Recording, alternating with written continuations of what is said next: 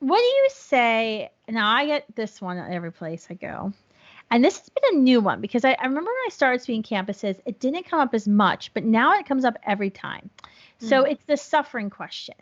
What would you say to someone who says, well, those children, they're going to be born with a disability or life-threatening illness. They're going to be born with anencephaly. They're going to die moments after birth. Why would you force a mother to go through that and, force that child to live in pain? Or, why would you force a child, is going to be born into poverty, is going to be have to live in foster care and be abused?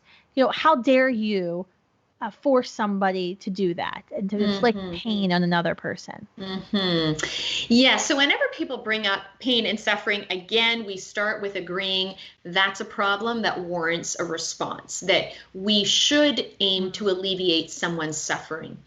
Our goal, however, should be to alleviate suffering without eliminating the sufferer. If we think, for example, about why we're horrified by any child who's born who is abused, who could be in a bad foster care situation, we're horrified because an individual is being treated unjustly because they're being harmed. But if it's harmful to abuse a child, how much more is it harmful to kill a child? So homicide should not be a solution to abuse. I would suggest homicide is yet another form of abuse.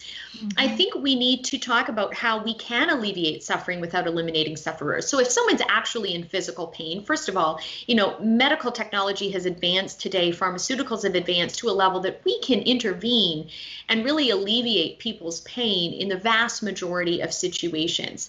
When people talk about children with a poor prenatal diagnosis, living a life of pain, in more cases than not, we're not talking about physical pain, but there might be emotional suffering. There might be different degrees of challenges that come along with living a life of physical and genetic difference.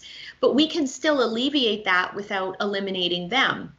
And one of the things I like to do is I like to point to the insights of Holocaust survivor and author who was also a psychiatrist, Dr. Viktor Frankl. He wrote the book Man's Search for Meaning. And one of his observations as someone who had suffered profoundly in the concentration camps, who had patients after the war when he was a psychiatrist who had come to him with all kinds of suffering, one of his observations from observation and lived experience was this. He said, despair is suffering without meaning. And Dr. Frankl's whole point was that suffering is part of the human experience. All of us have suffered and all of us will suffer.